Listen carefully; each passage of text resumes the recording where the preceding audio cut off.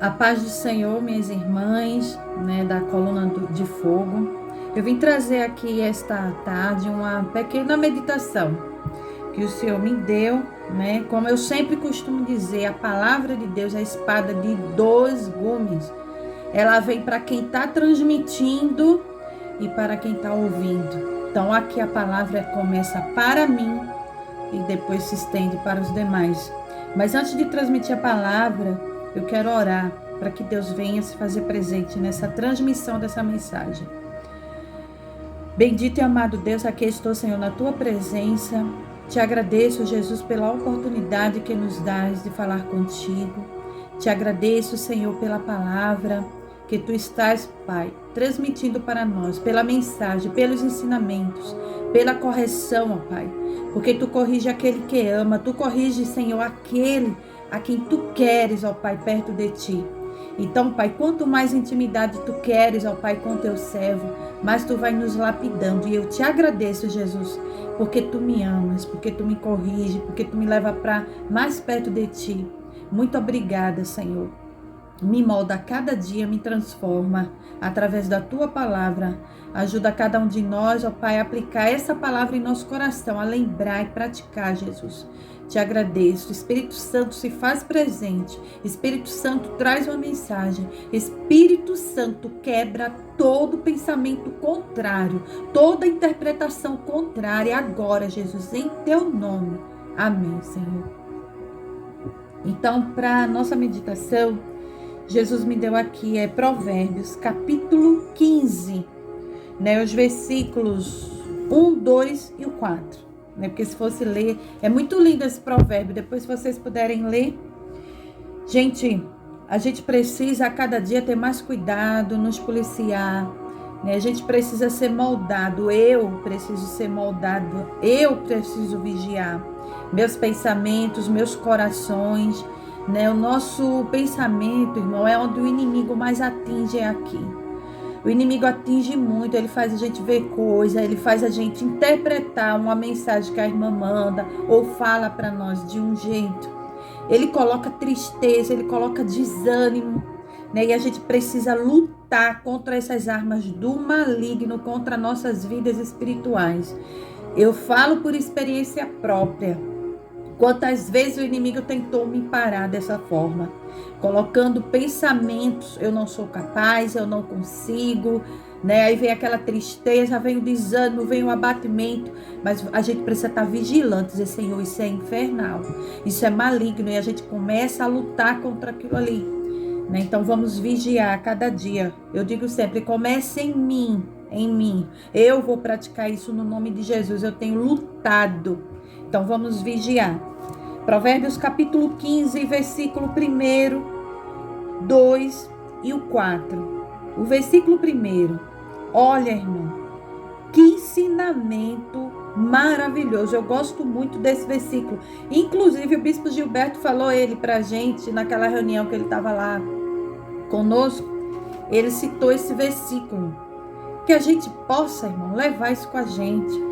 Porque é muito difícil a gente praticar. Eu sei que é difícil, mas a gente precisa mudar a nossa maneira de viver em todos os sentidos. Hoje eu coloquei uma mensagem lá no grupo que a Vera encaminhou para mim, achei muito interessante, Faça o certo, mesmo que todos ao seu redor façam errado. Parece que o certo está errado, porque todo mundo está fazendo errado. Faça você o certo. Pratique o certo. Eu sei que é difícil ir contra tudo e contra todos, porque todos por unanimidade estão praticando o errado. Aí aos olhos do homem parece certo, aí você sozinho contra tudo e contra todos, mas você tem que praticar aquilo que Deus quer que se faça. Fazer o certo e contra tudo e contra todos, irmãos, não significa fazer contenda nem confusão. Vigia, hein? Não significa, eu vou contra tudo, vou debater porque Deus mandou. Cuidado. Deus não trabalha com confusão. Ele vai na paz. Ele vai na calmaria. Então prestem muita atenção, vamos ser vigilantes. E contra tudo e contra todos é você sozinho suportar todo o vendaval, todos os ataques que vão vir contra você. E você vai ficar ali na posição. E no tempo o Senhor vai mostrar aonde que está o erro, porque a palavra de Deus diz que não há nada encoberto que não venha a ser descoberto. Então, meu irmão, pratique o certo, mesmo que ao seu redor tudo esteja errado, dizendo que está certo. Faça a sua parte diante de Deus. Então, vamos lá, versículo 1 do Provérbios, capítulo 15. A resposta branda desvia o furor, mas a palavra dura suscita a ira. Meus irmãos, isso é um versículo tão pequeno, mas que a gente vê muito pouco praticado no nosso meio. Vocês já perceberam que a maneira da gente falar algo, até de contestar algo, isso conta muito?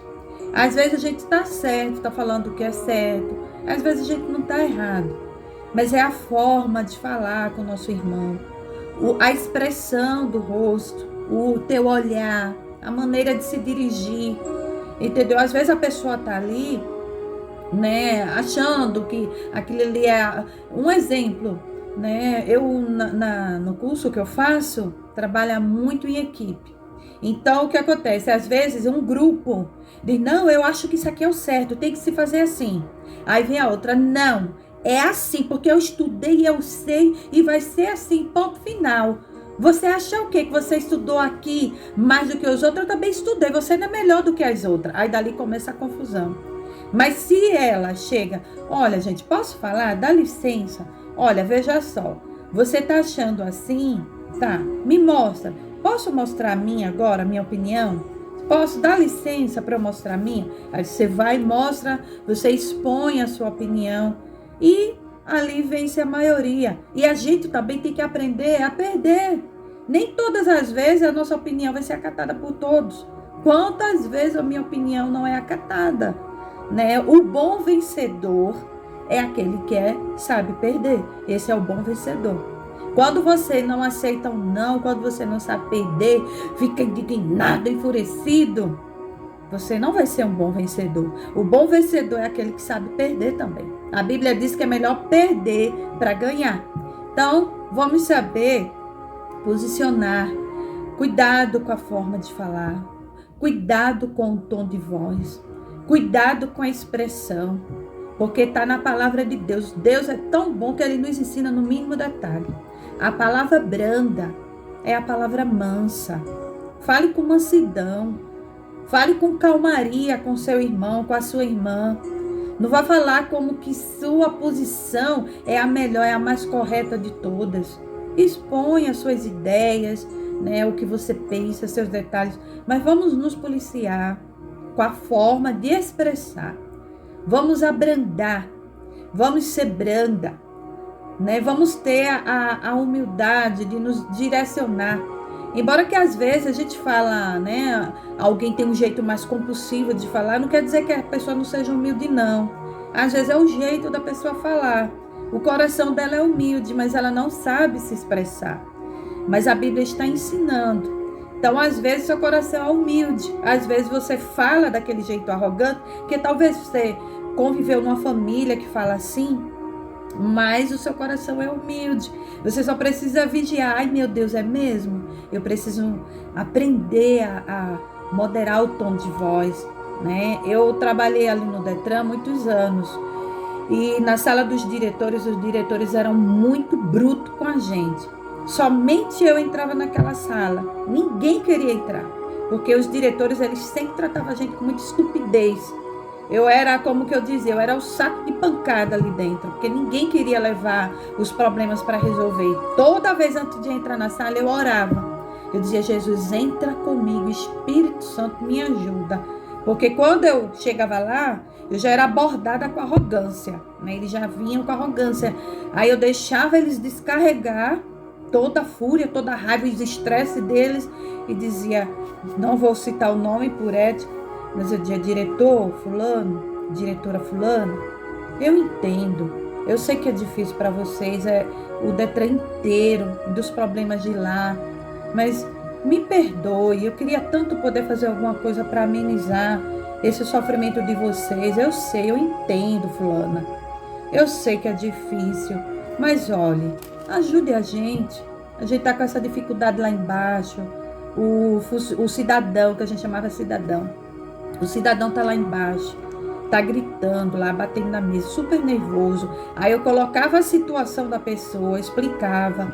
Entenda, eu vou tentar amansar ele, eu vou explicar, tá bom? Eu não vou nem dizer que a senhora não pode fazer agora. Eu vou falar que é o sistema. Eu vou tentar pacificar lá embaixo.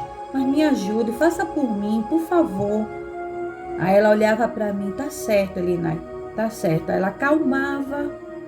A diretora, que eu achava que não gostava de mim devido a ela ser tão estúpida, no final do ano me nomeou a melhor funcionária Detran, funcionária padrão. Né? E eu achava que ela não gostava de mim devido a tanto grito, tanta estupidez, porque eles tinham uma carga de estresse muito grande lá dentro. Pessoas que não tinham Deus, né? Mas eu tinha Jesus, eu colocava Jesus na frente. E as meninas toda vez diziam, nossa, como que você conseguiu? Eu digo, com jeitinho, o jeitinho de falar, com a humildade, né? E ali Deus foi me abençoando. Eu cheguei naquele lugar, sabe qual era o meu apelido? Era Songamonga. Lá vem a Songamonga, porque o meu jeito de falar. A Songamonga foi nomeada melhor funcionária Detran, né? Naquela época, que depois eu pedi as contas por conta do curso. Mas eu fui nomeada naquele ano funcionária padrão, fui tirada de um setor para um setor de confiança, né? Eles me colocaram no setor de confiança, e depois aqueles que me humilhavam tanto, lá vem a boba, a Songamonga, por causa desse meu jeito de falar, porque eu pratico o que está na palavra de Deus. E olhe que naquela época eu não servia Jesus não, viu? Eu estava lá, eu era espírita, mas é como é que eu posso dizer? É um caráter meu, uma coisa minha, que eu aprendi muito com a minha mãe, que era evangélica, a ser assim. Minha mãe me ensinava, então eu colocava isso dentro de mim. Né? E assim, eu estava no espiritismo, mas eu estava afastada do evangelho. Então eu tinha ainda o temor do Senhor no coração. Eu tinha vontade de voltar, mas eu não tinha força. Mas a palavra estava ali, aplicada. Então, meus irmãos, vamos ter cuidado na forma de falar. Vamos ter cuidado com a nossa palavra, né? A forma de se dirigir. Porque a forma de você falar pode evitar a ira em alguém. Ou pode provocar a ira em alguém. A forma de abordar o próximo é o início ou o final de tudo. Então, tenhamos muito cuidado, porque a palavra branda desvia o furor, né? Mas, cadê? A palavra branda desvia o furor, mas a palavra dura suscita a ira, vai levantar a ira. Então, tenhamos cuidado. A língua dos sábios adorna a sabedoria, mas a boca dos tolos derrama a estulícia.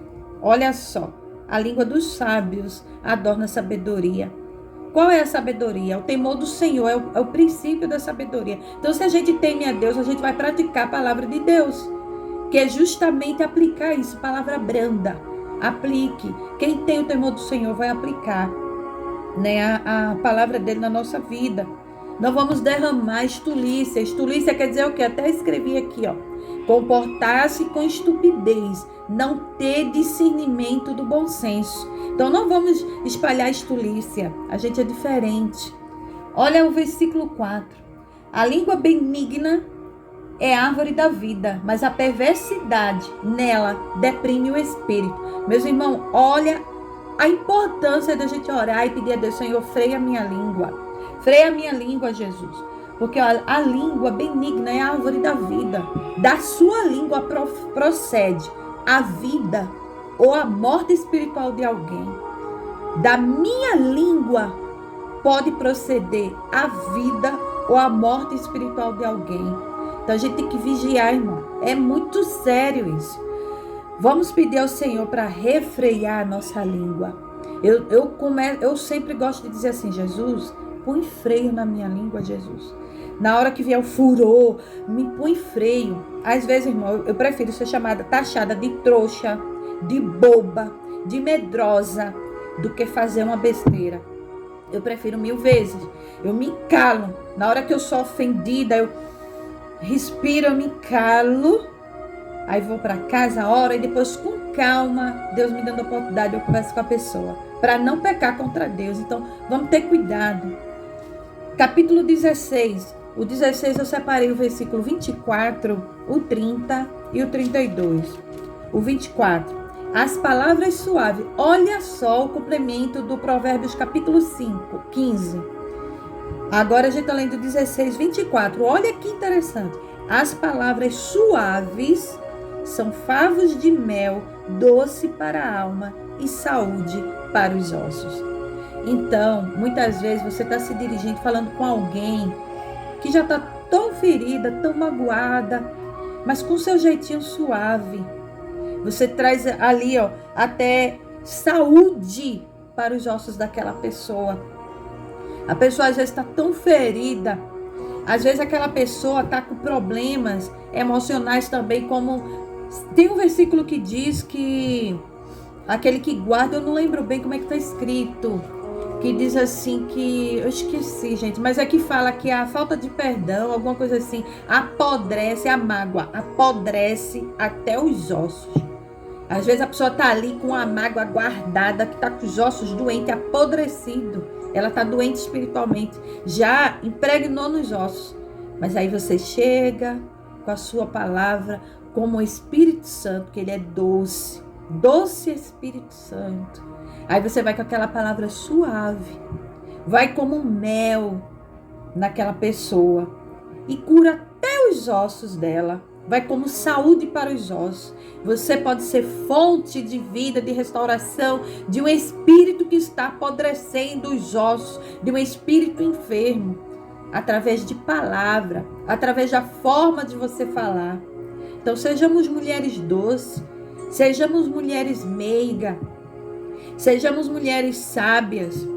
Essa sabedoria que a gente tem que aplicar não é só na nossa casa, com o nosso esposo, com a nossa família. Isso é no trabalho, com os amigos, principalmente na obra do Senhor. Então procuremos ser mais doce, mais meiga, mais sábia, humilde. A rainha Esther, ela venceu, ela livrou ali o povo da morte. Através de quê? Da humildade dela. Através da forma que ela chegou até o rei. Ela primeiro se preparou em jejum, em consagração, em oração. Ela esperou o momento de ser chamada, para poder chegar na presença do rei. Ela foi humilde. Ela não chegou ali, né, querendo se destacar. Não. Ela chegou ali com a intenção para que salvasse o povo de Deus da morte. Então, minhas irmãs, sejamos humildes. Sejamos também mulheres que vamos restaurar vidas através de nós. Deus quer isso de nossas vidas. Vamos ver o versículo 30. O que diz o 30? Olha a mente da gente. O que fecha os olhos para imaginar coisas ruins, ao cerrar os lábios, pratica o mal. Olha que coisa interessante. Então, meus irmãos, aqui está dizendo, o que fecha os olhos, você fecha os olhos e começa a imaginar. Ah, mas fulana só gosta mais de Beltrana. Ah, porque ciclana privilegia para Beltrana. Ah, porque o meu pastor, minha pastora, só quer fazer tudo por ela, por não sei o quê. Ah, não olha para mim. Ah, porque não... Aí você começa a imaginar coisas ruins. Quando você abrir os seus lábios, você só vai falar o mal. Você só vai falar aquilo que está dentro da mente. Porque o que está na mente procede para o coração. Então, cuidado quando a gente fecha os olhos. Eu faço isso.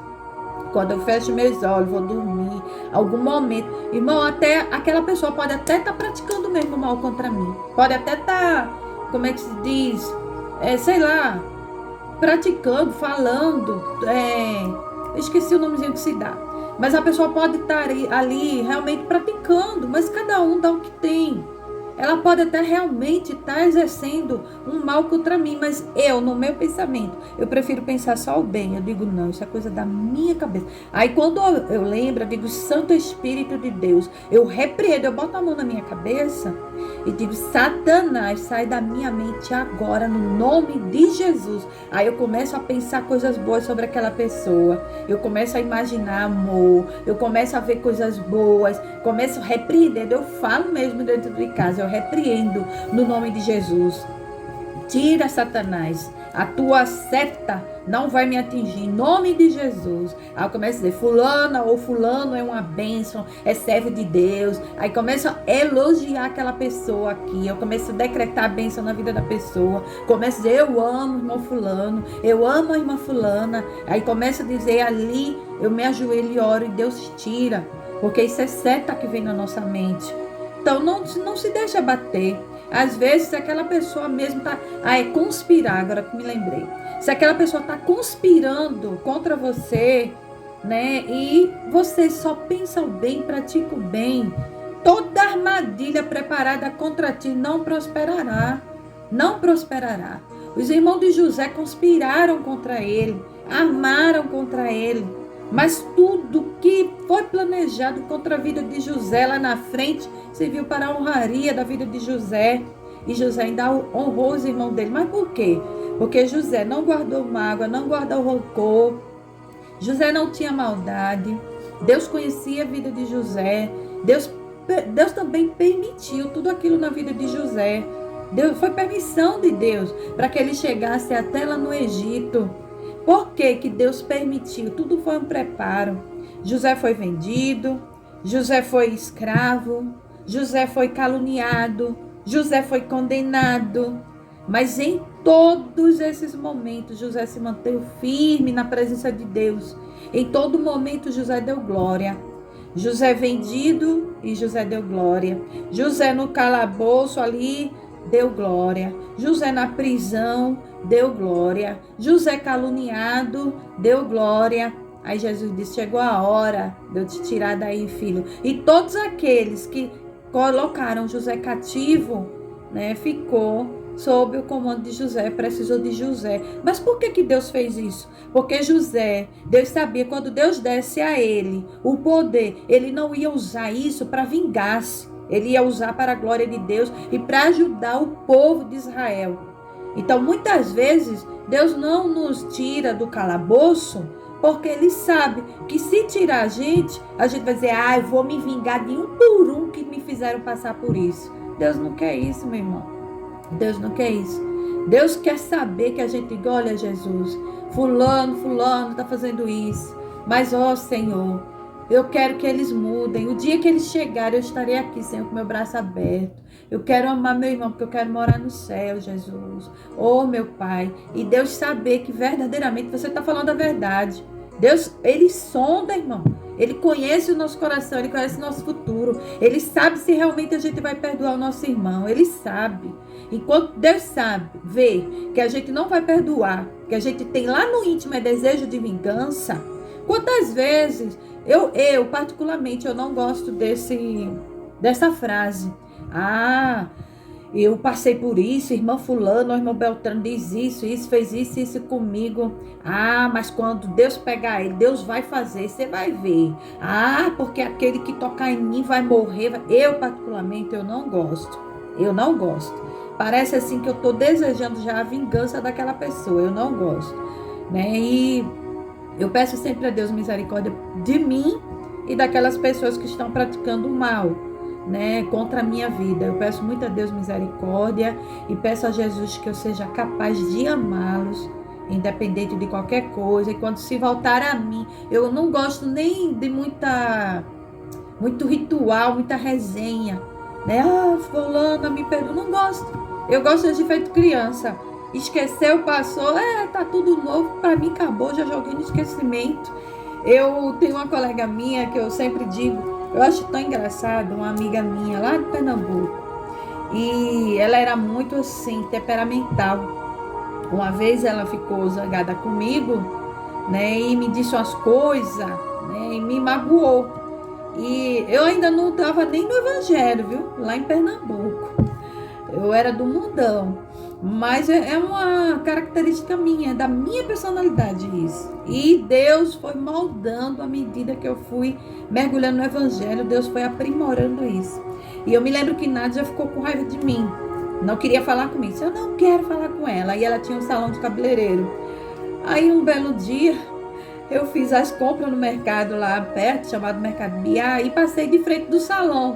Eu acostumada que todo dia eu passava naquele salão, entrava e a gente sentava, bebia água, tomava café, eu ajudava ela e era aquela alegria. E a gente já tinha acho que mais de uma semana que a gente tava sem se falar e eu com saudade dela. Eu já não tava com raiva, eu disse, ai, que saudade da minha amiga, eu comecei a sentir falta. Aí passei de frente do salão, foi tão engraçado, eu esqueci que eu tava de mal dela. Aí eu passei de frente do salão, eu, Nádia! Aí entrei no salão e ela também com saudade de mim. Ela, amiga, a gente se abraçou e foi aquela alegria. Aí depois eu, eita, eu esqueci que a gente tava de mal. Ela, esquece, pronto. Ali a gente comeu bolo, fiz café, aquela alegria. Então, irmão, a gente tem que ter um coração puro, de criança. A gente não tem que guardar coisa ruim, né? Vamos limpar o coração. Eita, tá acabando o tempo. Então, versículo 32, melhor é o paciente do que o valente, e o que controla o seu espírito do que o que toma uma cidade. Então, é melhor ser paciente, seja paciente, seja longânimo, porque longanimidade é fruto do Espírito. Deus abençoe a todos.